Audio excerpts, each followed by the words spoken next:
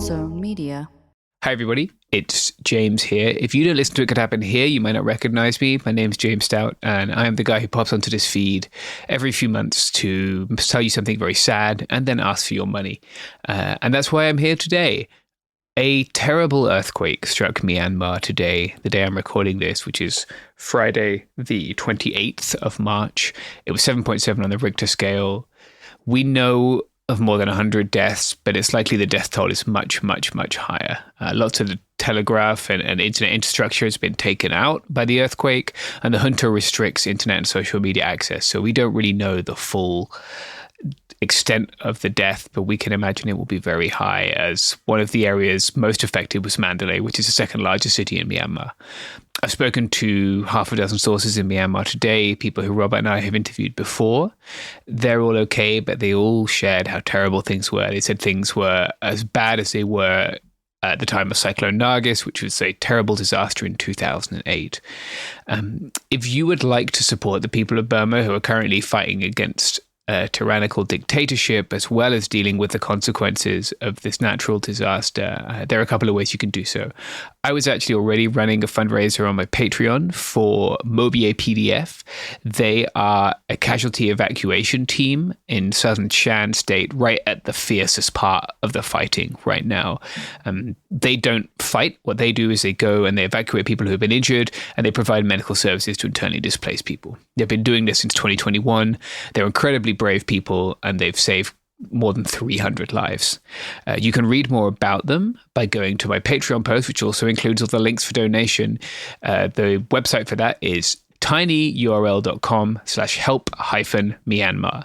That's tinyurl.com/HELP-MYANMAR. If you'd like to donate somewhere else, an organization that you can donate to is the Free Burma Rangers, freeburmarangers.org. They're a fantastic NGO. They've been doing a lot of medical work in the liberated zones of Myanmar for a very long time. They've also worked in Rojava and lots of other places around the world where people need help. I spoke to Dave from FPR today. He's well, and he told me that they're already starting to respond to the disaster. So to donate to them, freeburmarangers.org. Thanks very much. We appreciate your support. Welcome back to Behind the Bastards, a podcast where, Mangesh, our great guest for today. Do you know that? You ever heard that quote? "Cometh the time, cometh the man." I haven't. Okay. Well, it's a quote people say, and I'm saying it now because I've decided. I had a dream last night. Are and I've people decided, you and you when? Yeah. I was not. Excuse me, Sophie. Let's cut that out. No, cometh the time, cometh the man. And I had a vision last night while I was dreaming. I was going to say, you're really not helping this theory. No, I had a vision while I was dreaming about how to save America. And so I've decided I'm running in 2028. And I'm running on a platform of, look, one of the big problems the liberals and the progressives have, they all think if you make education better, if you get enough dunks on people in public debates or whatever, you can stop parents and the like from putting poison into their kids to try to treat ill-understood conditions, right? And you can't. You can't stop people from wanting something to do. So let's give them something to do that's basically harmless. And that's why, as a presidential candidate, my entire platform is going to be legalize and subsidized using federal money, a $7 bar of Xanax the size of a Snickers bar. You just get them over the counter, any grocery store, any pharmacy, just a Snickers bar of pure Xanax. You can lick it like a horse. You can do whatever you want with it. $7 flat. That's how we're gonna fix things in this country. Look, every problem the $7 Xanax Snickers bar solves, right? You got a guy walks into a fucking public building wanting to do a mass shooting, reaches for his gun, finds a $7 Snickers bar of Xanax, bites it, forgets why he's there. Problem solved. Everything could be this way. I'm so glad you're coming with the solution. Yeah, this is how we save America. I'm convinced everyone vote Evans 2028 for your $7 Snickers bar of Xanax. I mean, we went to both the RNC and DNC, and at least somebody's got a big idea. Yeah, again, we won't have any more elections. There are going to be like 3 votes that make it in every election, and none of them will have a legit, like a readable name. It's just going to be scribbles on a piece of paper. Who's the president? I don't know. Fuck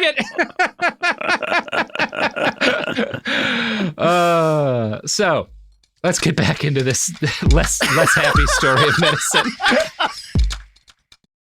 This is an iHeart podcast. Guaranteed human. Hey everyone, it's Emily Simpson and Shane Simpson from the Legally Brunette podcast. Each week, we're bringing you true crime through a legal lens. Whether you want all the facts on the disappearance of Nancy Guthrie, or you still need to wrap your head around the Diddy verdict, we're breaking it all down step by step. And we're not just lawyers, we're also husband and wife. It makes for some pretty entertaining episodes. Listen to Legally Brunette on the iHeartRadio app, Apple Podcasts, or wherever you get your podcasts. This is the biggest night in podcasting. The countdown is on to our 2026 iHeart Podcast Awards. Live from South by Southwest, March 16th, we'll honor the very best in podcasting from the past year and celebrate the most innovative talent and creators in the industry. It's truly a who's who of the podcasting world. Creativity, knowledge, and passion will all be on full display. And the winner of the iHeart Podcast Award is... See all the nominees now at iHeart.com/podcast awards. Audible is a proud sponsor of the Audible Audio Pioneer Award. Explore the best selection of audiobooks, podcasts, and originals all in one easy app. Audible. There's more to imagine when you listen. Sign up for a free trial at audible.com. When segregation was a law, one mysterious black club owner, Charlie Fitzgerald, had his own rules. Segregation in the day, integration at night. It was like stepping in another world. Was he a businessman? A criminal, a hero? Charlie was an example of power. They had to crush him. Charlie's Place, from Atlas Obscura and Visit Myrtle Beach. Listen to Charlie's Place on the iHeartRadio app, Apple Podcasts, or wherever you get your podcasts.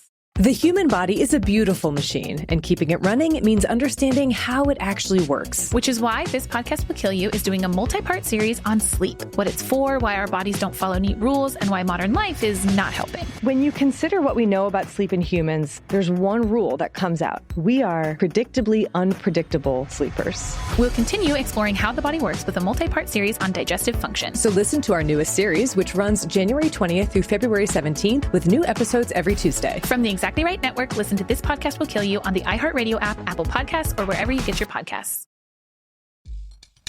The Autism Research Institute and our buddy Dr. Rimland wrote in to defend Doctors Usman and Carey after Tariq's death, writing in a post on the Institute's website that Tariq had died not because of chelation therapy, but because of an error that had seen him dosed with a look-alike drug, disodium EDTA, instead of calcium disodium EDTA.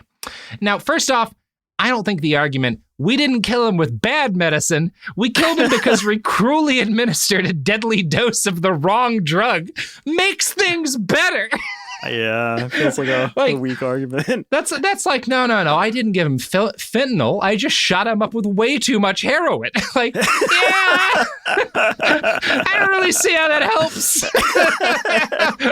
This is also untrue. Tariq was administered with the normal kind of EDTA used in chelation therapy, which is the only kind the clinic had stocked. In subsequent publications, Dr. Rimland bragged that chelation therapy had consistently good results, as rated by paramedics who were surveyed by ARI. In fact, it was the #1 pick out of 88 approved interventions. A subsequent yes, they love this because it's clearly is serious medicine, right? It doesn't help. It makes things worse generally, but it has a massive visible effect, right? I think that's honestly the whole reason why, right? A subsequent statement put out by Dan claimed that chelation was one of the most beneficial treatments for autism and related disorders. Wow. Now, aluminum, lead, and mercury aren't the only metals that got blamed. I found a Chicago Tribune piece that gives the story of a boy named Jordan King who was chelated for high levels of mercury and tin. This is weird. There's a quote in there from like an expert on tin poisoning who's like, is tin poisoning really a thing? It is for like industrial workers who are like welding tin for a living, you know? Like, yeah, but not little kids. There's no way to get enough exposure to tin, really. Wow. Is your kid welding a shitload of tin? Then we have other issues. Autism's not the problem. You're letting your 5-year-old weld.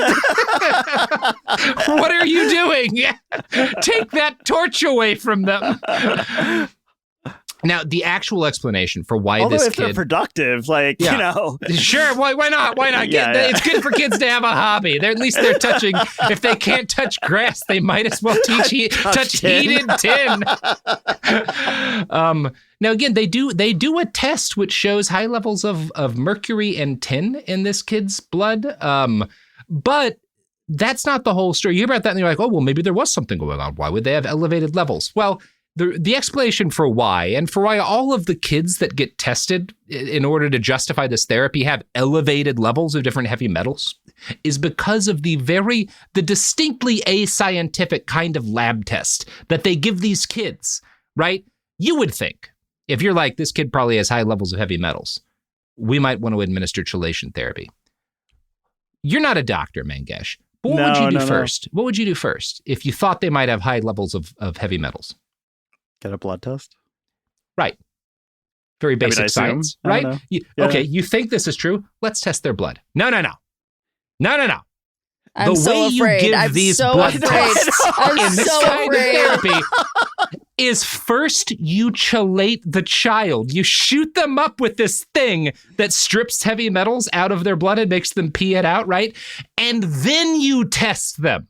Why? Right? So you give them a drug that provokes them to excrete heavy metals and then test them. And then you know what? You're going to find some heavy metals. Because you gave them the drug that makes them excrete them. And here's the thing. There's no because this isn't the way science works. You don't do this otherwise. There's no accepted understanding for what normal results on a test given after chelation would be.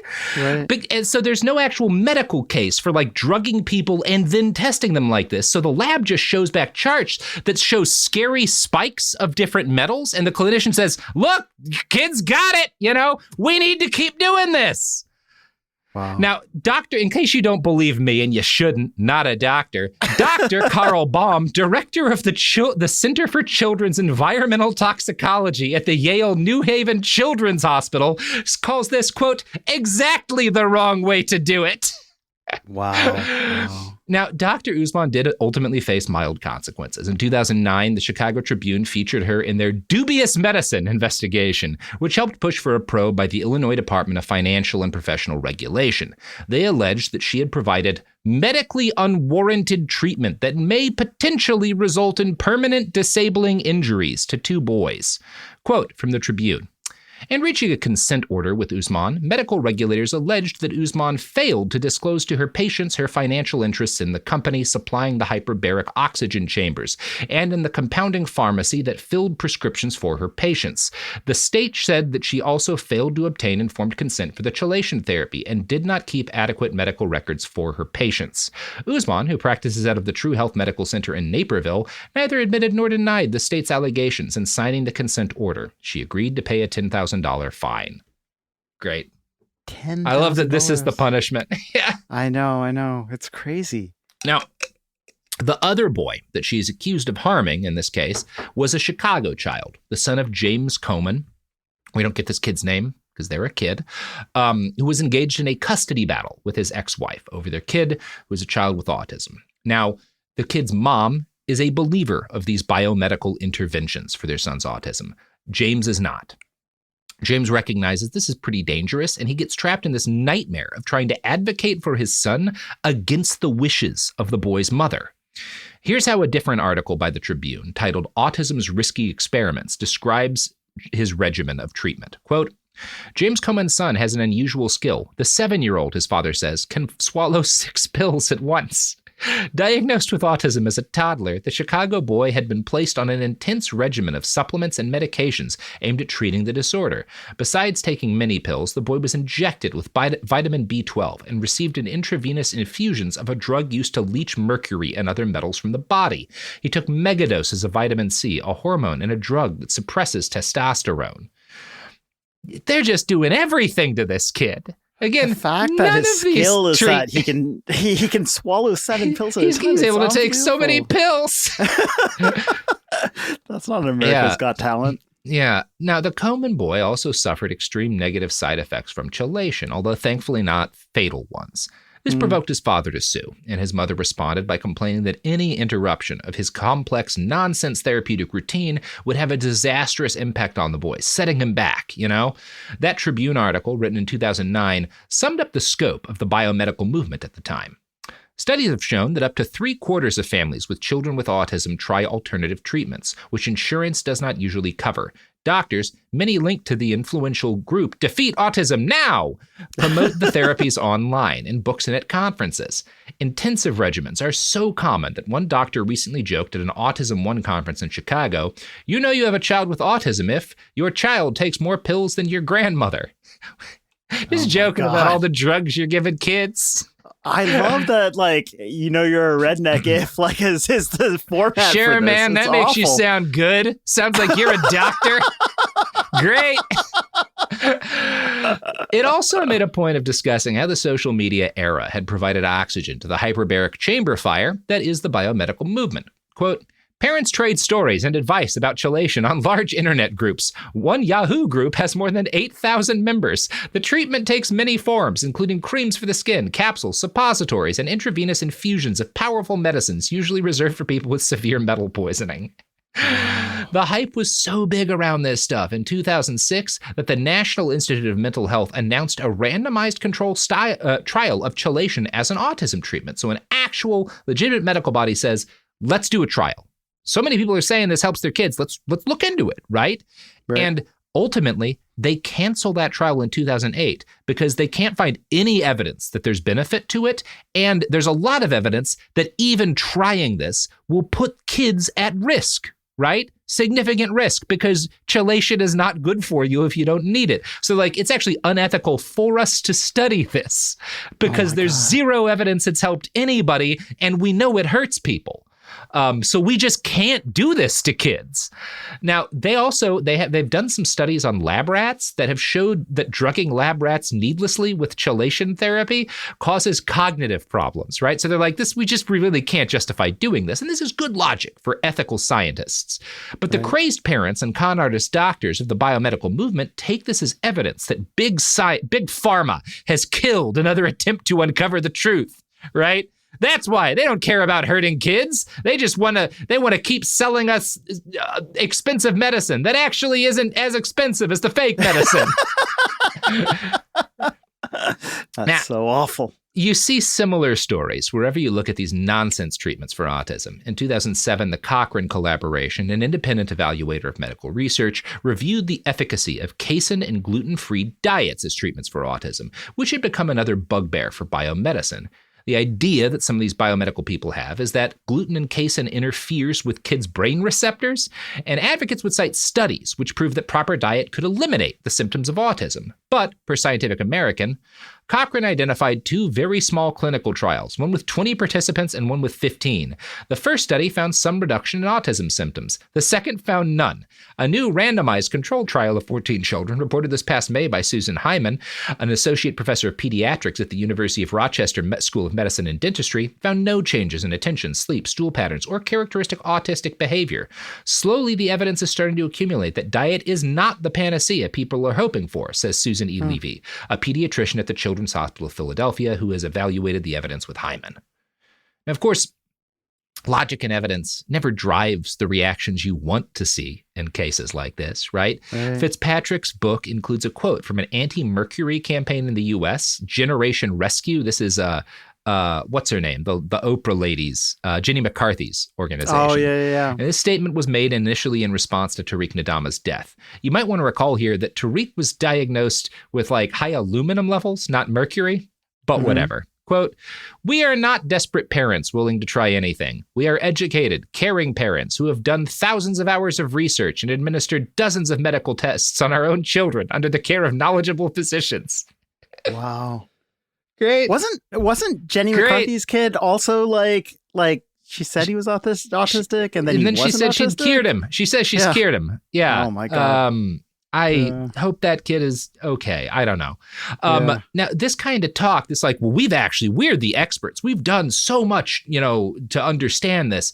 It's very common among the loudest mouthpieces of the movement, which includes Jenny McCarthy. We've discussed before her appearances on the Oprah Winfrey Show, which played a massive role in igniting the anti-vax movement in the U.S. McCarthy, whose son Evan was diagnosed with autism, describes herself as having a PhD in Google.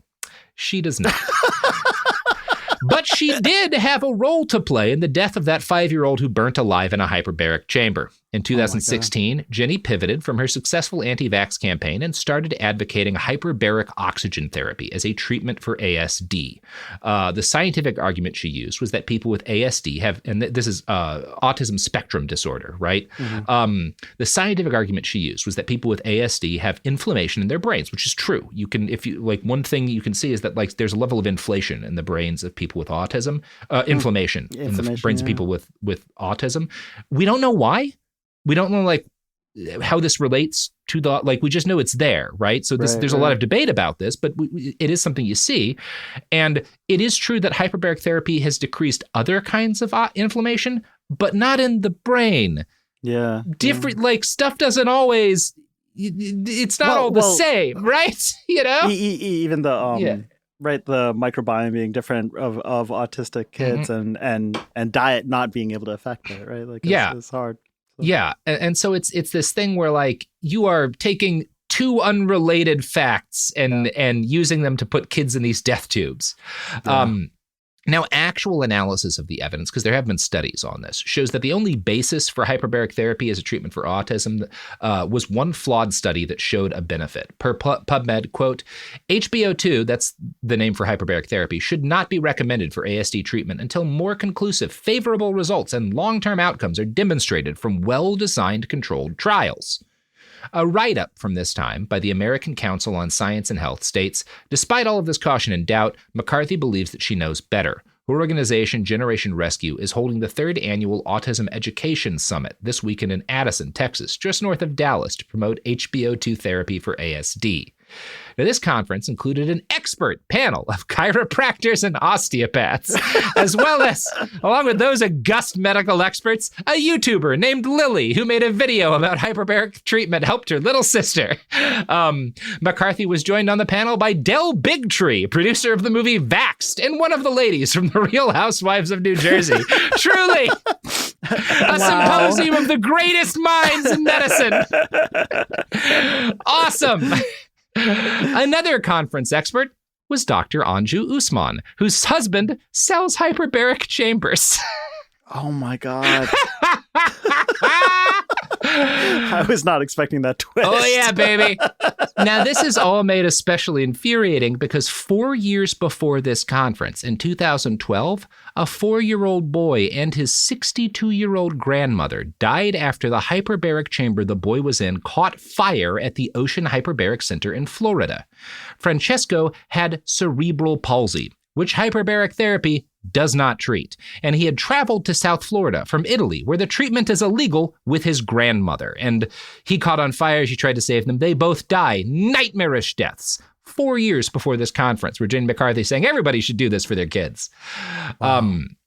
Now, none of these deaths, none of these injuries, none of the illnesses caused by all this bullshit treatment means anything to most of these people. Their only interest is their children. And one of the issues here is that because of the way autism works for most people who have autism, you see around the time the symptoms become evident, it seems like they're regressing, right? They stop making eye contact, they stop engaging as much. And this can be very dramatic and very shocking to parents, right? But most people with autism, their symptoms then improve over time because they grow up and they get used to dealing with and engaging in the world, right? Right. That's just life, Yeah.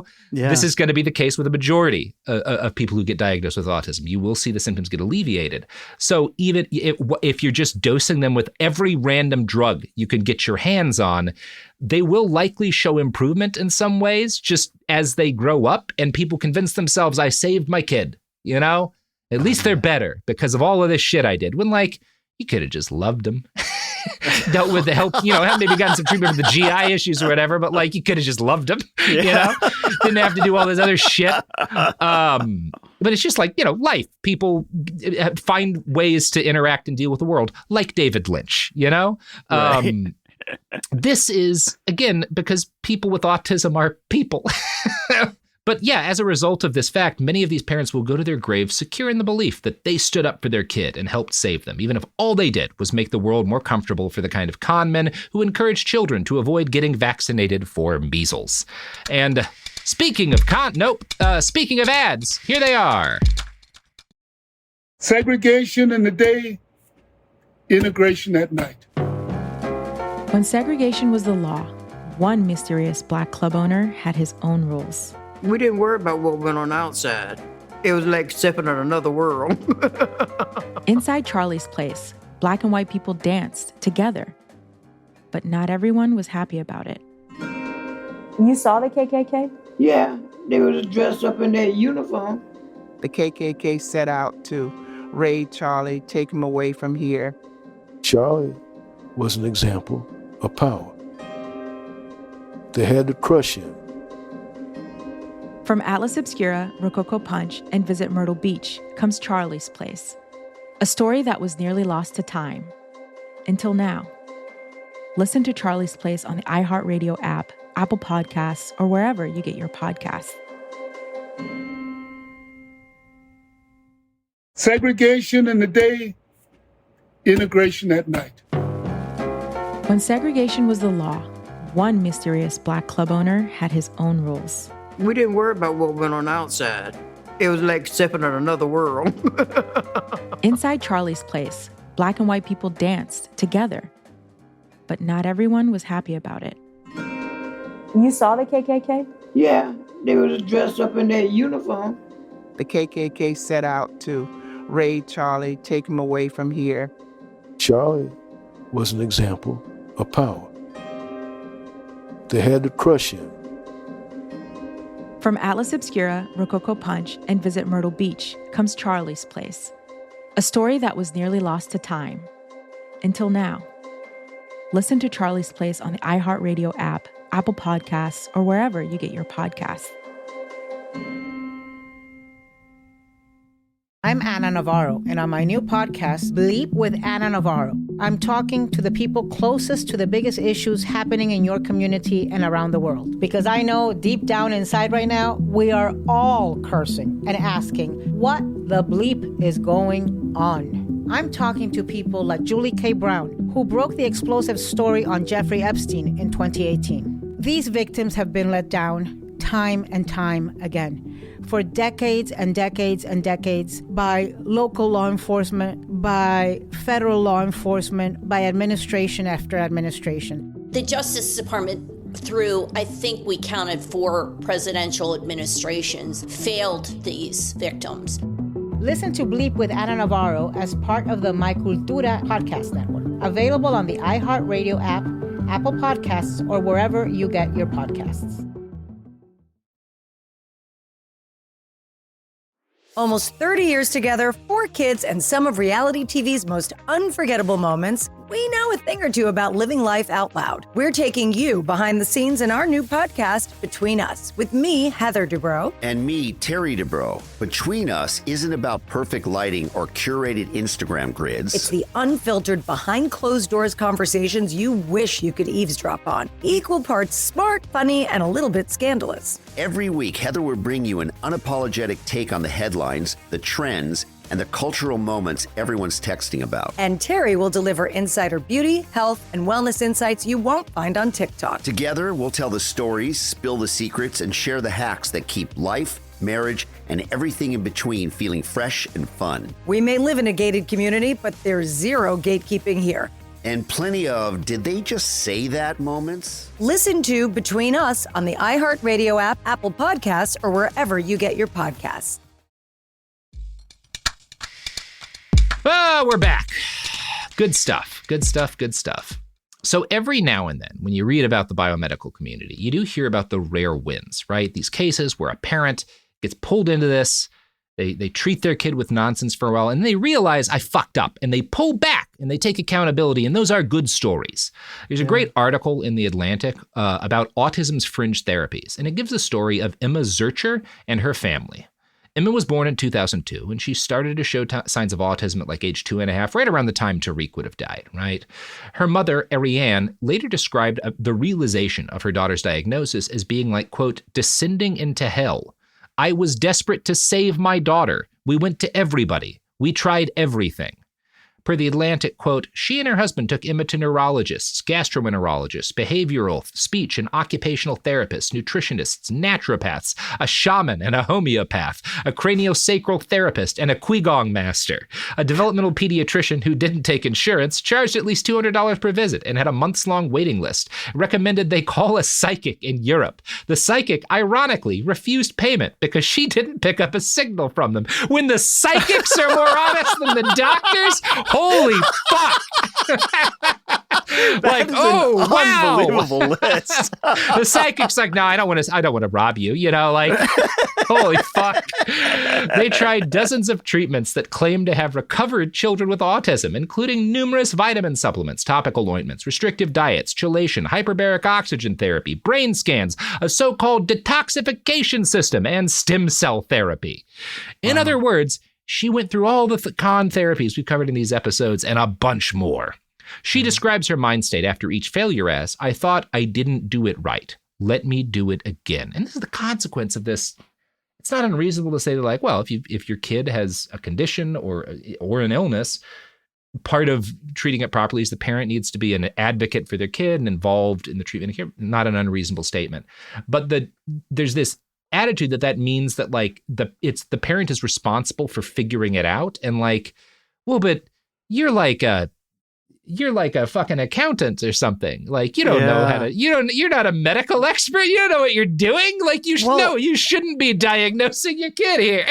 Also, you can see how like you like slip from one to the next because you're increasingly desperate. But like, once you're dealing with like a shaman and like it feels like someone in your life would tell you. Like, a psychic. Hey, I don't know if the shaman knows how to cure autism. The ultimate result of all these specialty diets was that Emma shed body weight at a dangerous pace, losing 15% of her weight in 6 weeks. Now, Emma's mom had by this point come to believe that her daughter had something that is another common line in biomedical hooey, that GI problems like leaky gut might help cause symptoms of autism. It doesn't. None of her attempts to fix Emma's microbiome worked. Ariane kept going. Quote, I thought any treatment was better than doing nothing at all. It's this, I can't think of anything else to do. Better press the gas, you know? Yeah. That's just not, it's not smart. Sometimes it's so heartbreaking. I have a friend who's an ER nurse who says sometimes the best thing to do at the site of a disaster is like smoke a cigarette and just kind of think things out for a second before you get in there, right?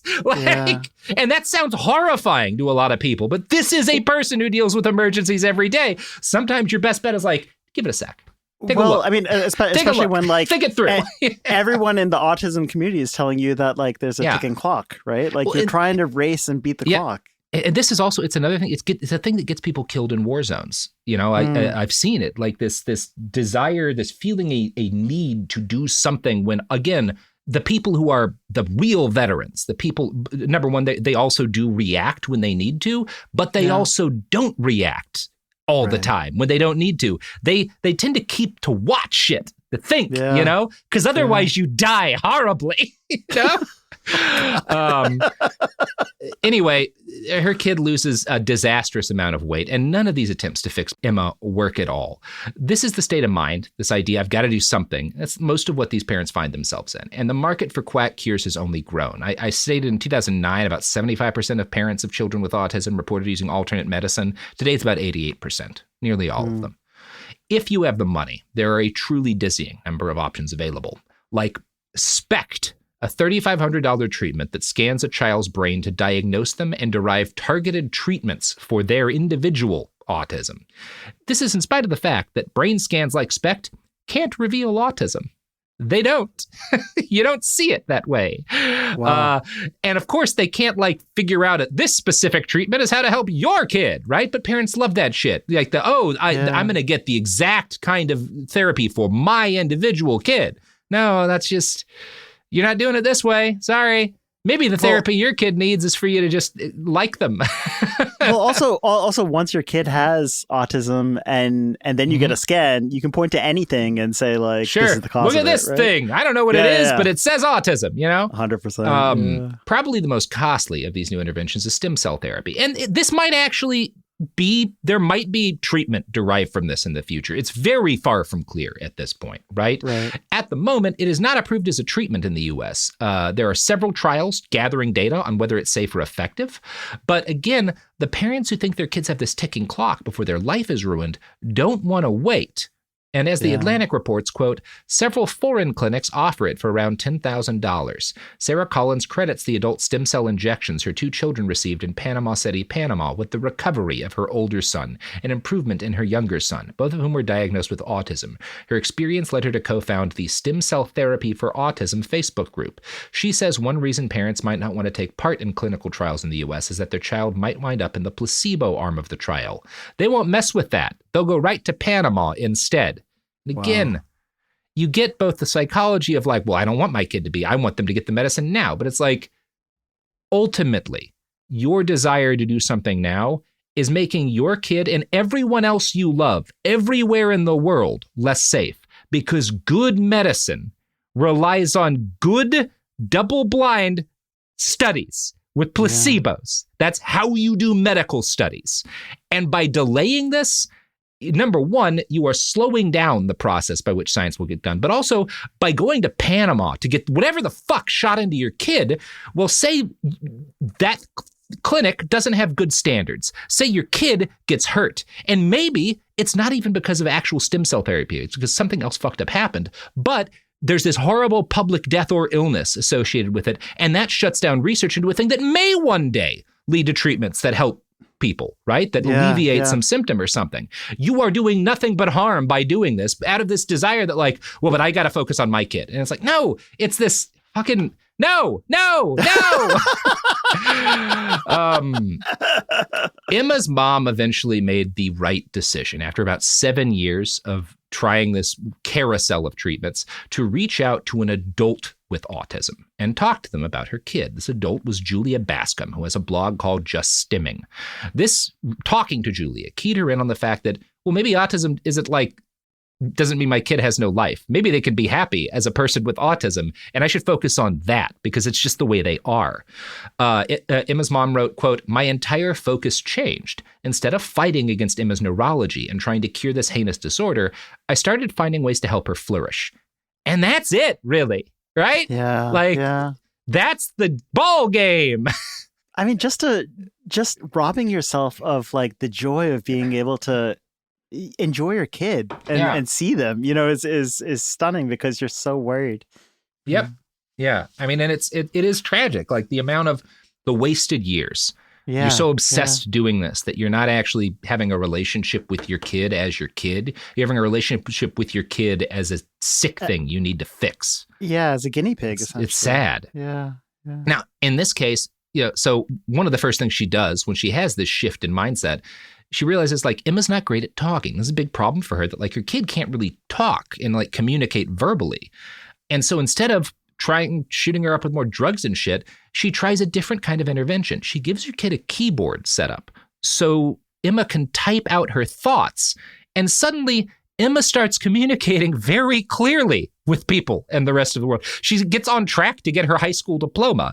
The fact that they figured out how she individually needs to communicate gives her a chance to advocate for herself and to live a life. While Zurcher told the Atlantic that she now views the money she wasted on quack treatments as insane, and Emma herself insists that only occupational therapy provided her with any benefit, and occupational therapy is a real thing that can help.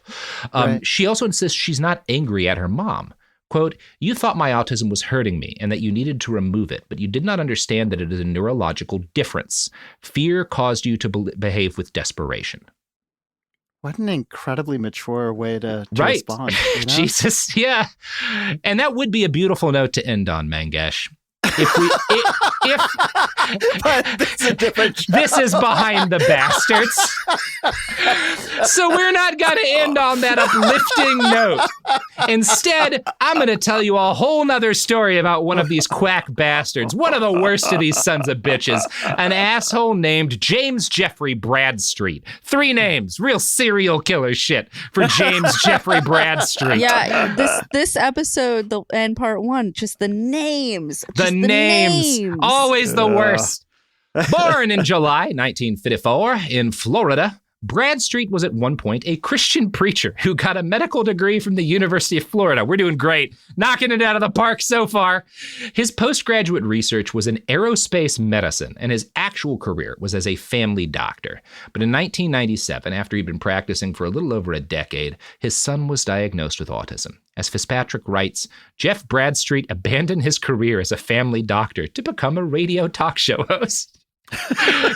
Great start.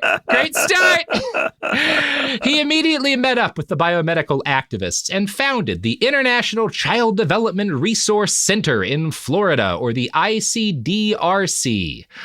In 2001, he appointed Andrew Wakefield to be head of research there. Bradstreet was a big believer in merging his evangelical Christian faith with his treatments for autism, and so he created the Good News Doctor Foundation. Now again, Bradstreet's training was 2 years of residency in obstetrics and some added training in aerospace medicine. He was not board certified in any specialty, yet he advertised himself as a biomedical expert in autism treatment who specialized in correcting biochemical imbalances as well as detoxification. Wow. Again, this is a guy who's like qualified to help your kid with the flu, you know, right? Not to like downplay family medicine, but this is not a guy who's qualified to cure, because among other things, nobody is. It's not a thing. That's not a thing that happens. Wow. In the book Deadly Choices, Paul Offit describes Bradstreet's clinical approach this way. Bradstreet had promoted several cures for autism, including secretin, chelation, immunoglobulin, administered by mouth and by vein, and prednisone, a potent steroid that suppresses the immune system. He also prescribed dietary supplements he sold in his office. As one expert put it, the nutritional supplements prescribed by Dr. Bradstreet were also sold by Dr. Bradstreet. Sure, that's fine. This cool. guy, Great. This is we're at like the late 90s, right? This is when this is happening. Yeah, this is like the late 90s. This guy would be on TikTok. Oh my God. He might have been, actually. You know what, Sophie, good news. We're going to talk about what this guy winds up doing in the present era. It's actually the best part of the story. So, in 1999, Bradstreet began treating Colton Snyder, ultimately examining him more than 160 times and ordering a number of invasive lab tests that were not approved by the FDA. Among these were multiple spinal taps. If you've had a spinal tap, that's not a thing you fuck around with. They're just stabbing this kid in the spine with needles. See if that makes it better. 160 times feels very, very thorough. Feels like a lot of visits. They also insert a fiber optic scope into Colton's stomach and colon. As Offit writes, all these tests and procedures were expensive, potentially dangerous, and according to the opinions of expert witnesses, of no value to the child. Oh, wow. Now, Bradstreet's, this is not said directly, but his parents have money. This is not cheap. That's why Bradstreet's doing this. His medical documentation of Snyder ultimately runs to some 650 pages. He diagnoses the boy over the years with autism, yeast overgrowth, a fungal infection, unspecified encephalopathy, unspecified urticaria, and a shitload of other things. And it's so many different things that it is clear that what's going on here is Bradstreet this is like a Munchausen's by doctor syndrome, right? And he's not doing it because he's deluded. He's doing it because he is a mercenary with the goal of keeping Colton's parents paying for very expensive tests and treatments for forever, right? Yeah. None of Colton's mercury tests were ever high, but still Bradstreet, who believed mercury contributed to autism, prescribed numerous rounds of chelation therapy. A write-up in Quackwatch summarizes, Bradstreet conceded that Colton did not respond well to chelation. The medical records, including reports from Mrs. Snyder, reflected that Colton did poorly after every round of chelation therapy. The more disturbing question is why chelation was performed at all, in view of the normal levels of mercury found in the hair, blood, and urine, its apparent lack of efficacy in treating Colton's symptoms, and the adverse side effects it apparently caused. That's another thing you encounter where these parents and these practitioners, the practitioners will convince the parents, oh yeah, if your kid's if they're responding negatively, that's the toxins leaving. Of course it's ugly, you know? Yeah. It's bad. just so hard to listen to. I mean, it's awful. It's real fucked up. These people should all have gone to prison. They should all still go to prison. Yeah. But you know who shouldn't go to prison? Our sponsors. Is that what we're doing? I'm saying they shouldn't, Sophie. What do you want from me? Segregation in the day, integration at night. When segregation was the law, one mysterious black club owner had his own rules. We didn't worry about what went on outside. It was like stepping in another world. Inside Charlie's place, black and white people danced together. But not everyone was happy about it. You saw the KKK? Yeah, they was dressed up in their uniform. The KKK set out to raid Charlie, take him away from here. Charlie was an example of power. They had to crush him. From Atlas Obscura, Rococo Punch, and Visit Myrtle Beach comes Charlie's Place. A story that was nearly lost to time. Until now. Listen to Charlie's Place on the iHeartRadio app, Apple Podcasts, or wherever you get your podcasts. Segregation in the day, integration at night. When segregation was the law, one mysterious black club owner had his own rules. We didn't worry about what went on outside. It was like stepping in another world. Inside Charlie's Place, black and white people danced together. But not everyone was happy about it. You saw the KKK? Yeah, they was dressed up in their uniform. The KKK set out to raid Charlie, take him away from here. Charlie was an example of power. They had to crush him.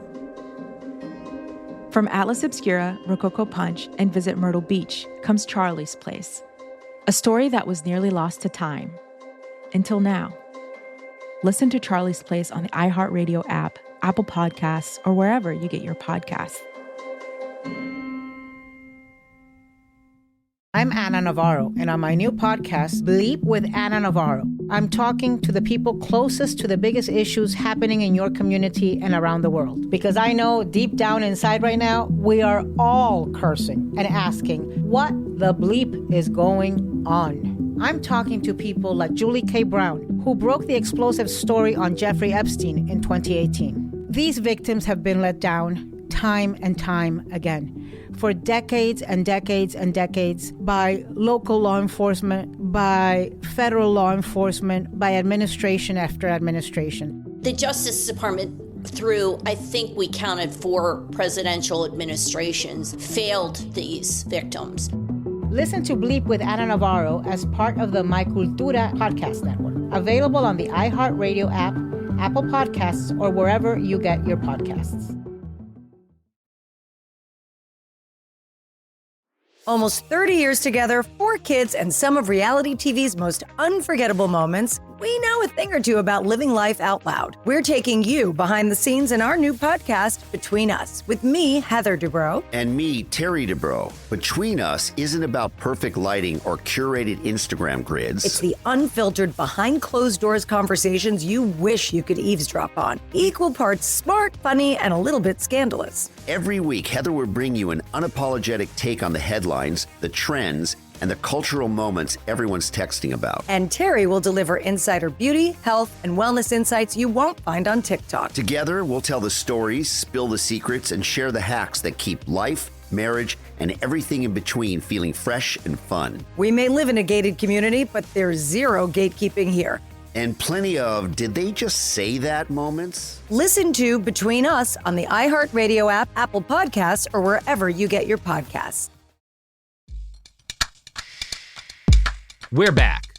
So in one conference in the early aughts, after Bradstreet had become a Dan-affiliated doctor, he referred to parents who didn't blame their kids' condition on vaccines or subject them to dangerous biomedical experimentations as APIDs, or autism parents in denial, right?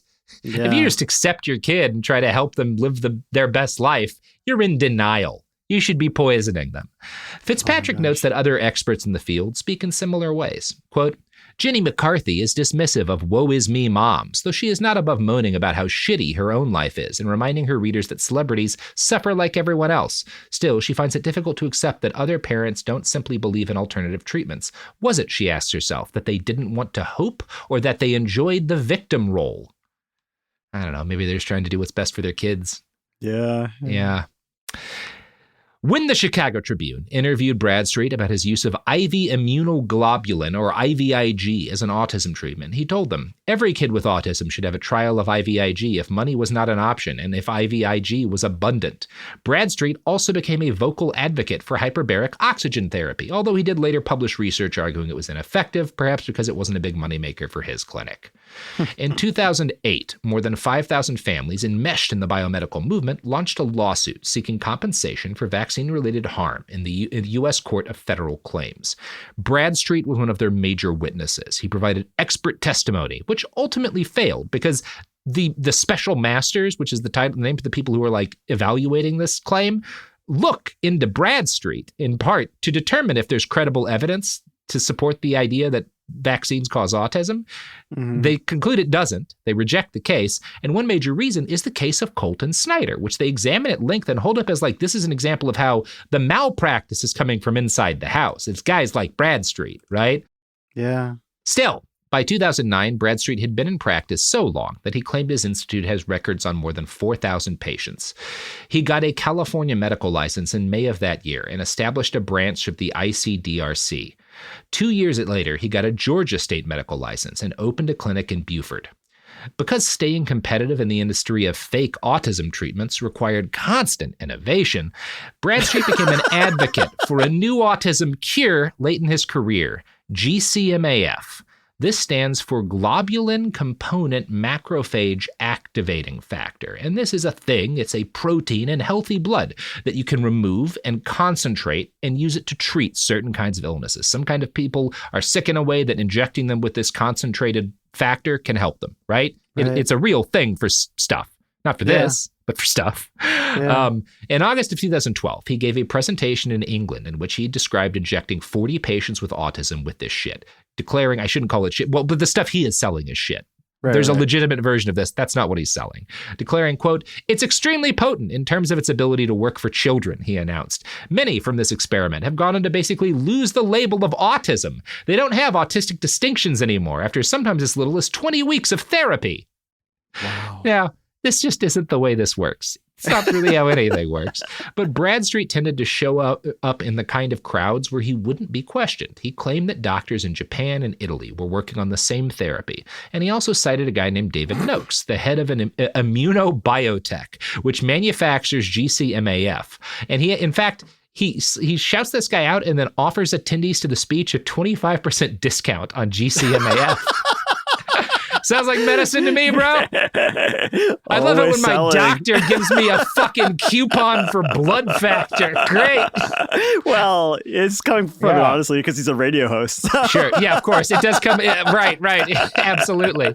Per a Washington Post piece by Michael Miller, quote, what he did not disclose, however, was that much of the research he cited had already been discredited and retracted. The journal considering Bradstreet's paper was the scientific equivalent of self-publishing, and Bradstreet had close ties to Noakes in immunobiotech.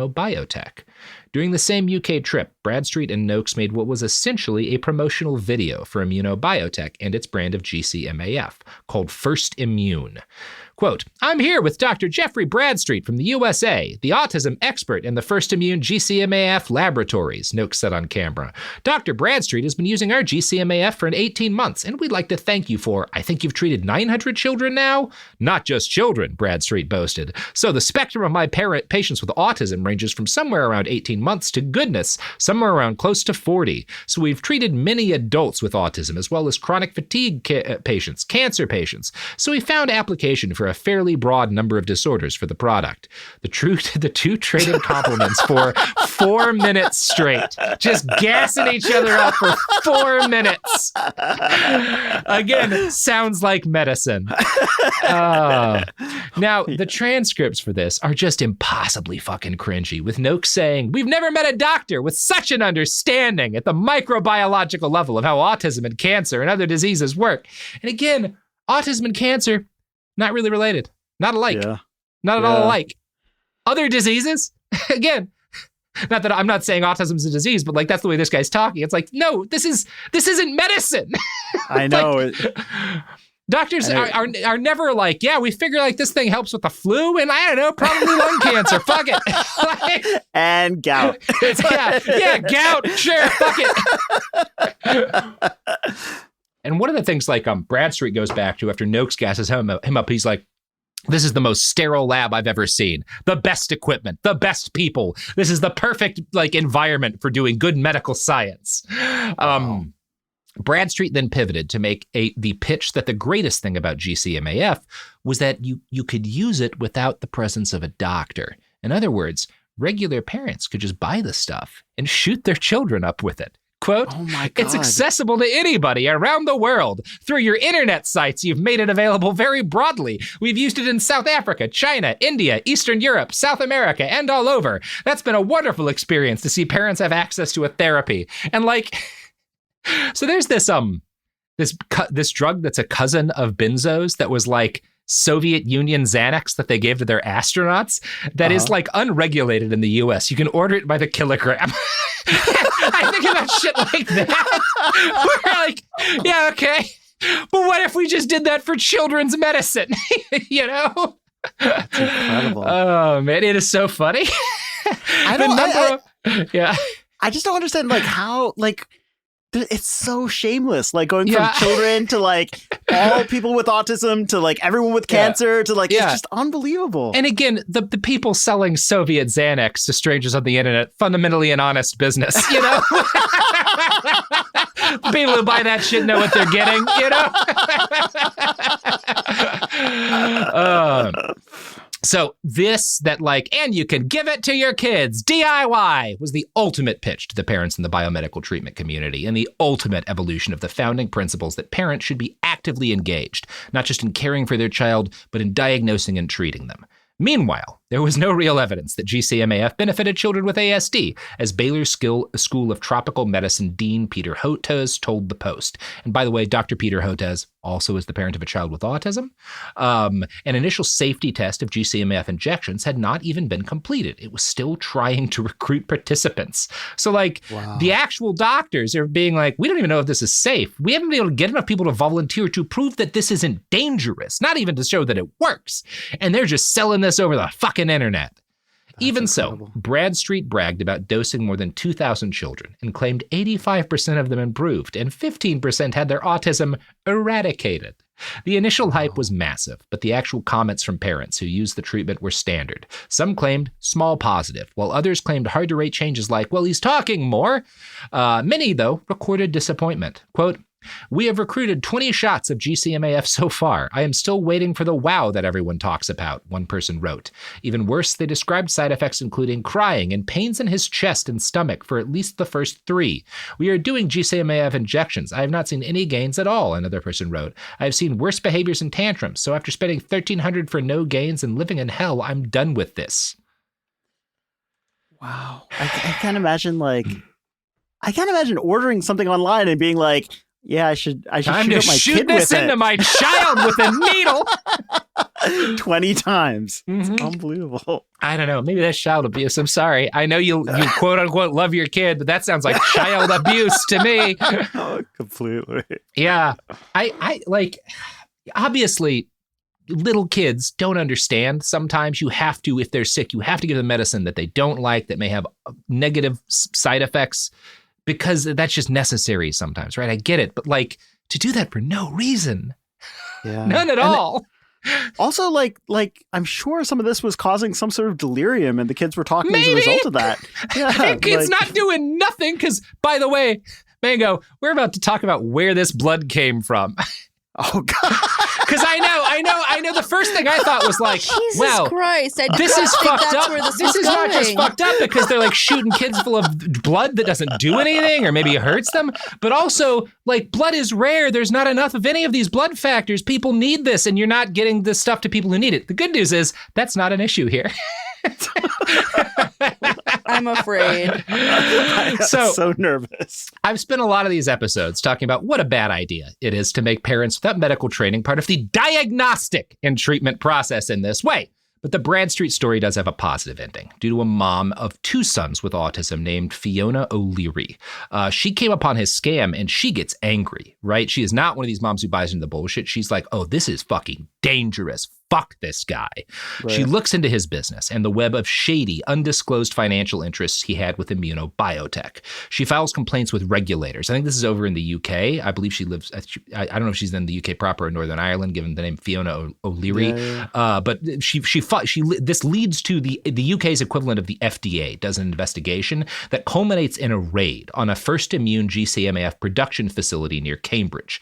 This is the lab where he filmed that video, where Bradstreet films the video with Noakes, where they're gassing each other up. Yeah, I heard was pristine. You heard that, yeah.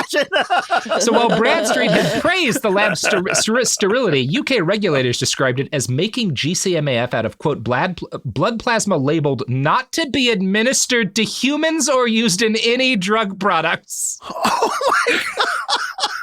They're getting this out of the shit blood. Does that make it better? Because at least regular, like, people who need blood aren't losing it. I don't know. I don't know what we say here. Oh my God. I'm so sad. Eventually, she succeeds. It's so fucked up, right? It's so fucked up. Oh my God. Where was this blood coming from? She succeeds eventually in getting U.S. regulators to look into Bradstreet, which brought the feds to his door in Beaufort on June 18th, 2015. Had he been indicted properly, Bradstreet might have faced 20 years in prison, according to the suspected charges on the search warrant. Rather than endure that, Bradstreet fled town the next day, driving to North Carolina.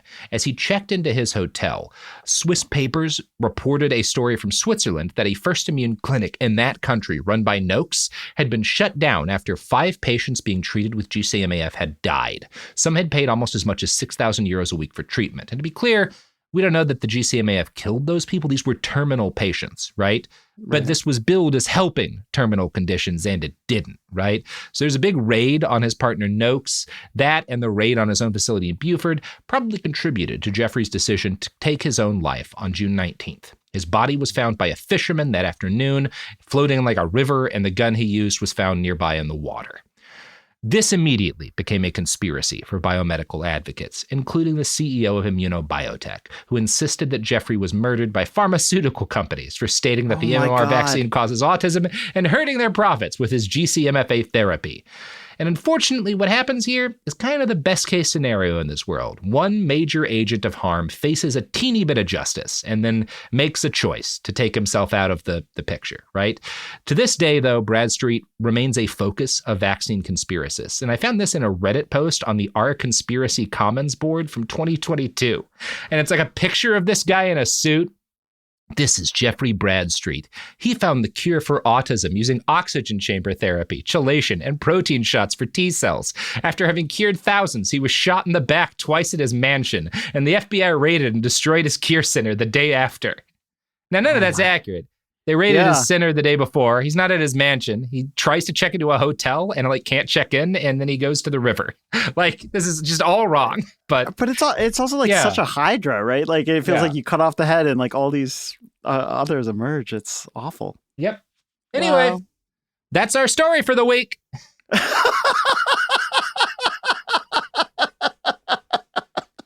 Great stuff. It's super uplifting. Mm-hmm. Happy trails, everybody. Mango, you got any plugs to plug? Yeah, definitely. I did a show called Skyline Drive, which is about a skeptical look at astrology, and it's really good. And I would love for people to check it out if they have the time. But honestly, Robert, Sophie, this was just so fun. I know I was just shocked and saying, oh my God, more than I probably should have. But it was both horrifying and I don't know, really enlightening. Yep. Well, glad to be horrifying and enlightening. Enlightening. And now I need that Snickers bar of Xanax. That's right. Yeah. Now, again, this is the solution to all of our problems is the $7 Snickers bar of Xanax. The right? soul flick. Yeah. Again, vote Evans. A Snickers bar of Xanax in every pocket. And honestly, none of us is going to know what happens next, but that's kind of the benefit, right? Jesus Christ. And look, are some people going to die? Absolutely. And we're going to knock down the Washington Monument and replace it with a monument that's just a 4-bar, a giant 4-bar in the sky. Wow. Problem solved.